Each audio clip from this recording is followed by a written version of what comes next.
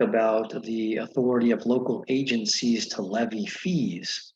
Now, on occasion, a reader may come across language in California legislation regarding the authority of local agencies to levy fees, thereby not requiring reimbursement by the state, even though there's a state mandated local program. So in this type of bill, there's a disclaimer that reimbursement is not required by the state. This language would be found in the bill. It says no reimbursement is required by this act pursuant to Section 6 of Article 13B of the California Constitution, because a local agency or school district has the authority to levy service charges, fees, or assessments sufficient to pay for the program or level of service mandated by this act within the meaning of Section 17556 of the Government Code.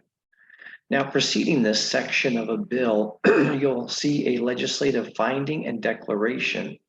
in the prior section of the bill.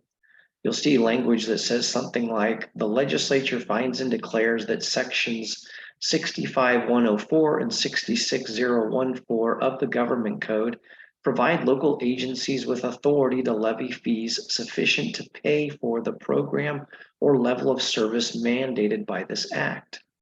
Now, this finding and declaration by the legislature references two separate sections of the California Government Code regarding local agencies and their authority to levy fees.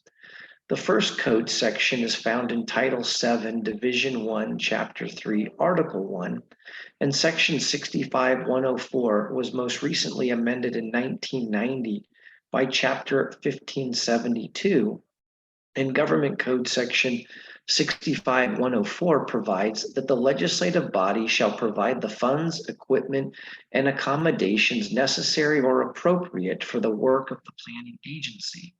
If the legislative body, including that of a charter city, establishes any fees to support the work of the planning agency, the fee shall not exceed the reasonable cost of providing the service for which the fee is charged. The second code section is found in Title VII, Division 1, Chapter 7, and Section 66014 was most recently amended in 2002 by Chapter 963. And basically that says that notwithstanding any other provision of law, when a local agency charges fees for a whole myriad of different services, those fees may not exceed the estimated reasonable cost of providing the service for which that fee is charged,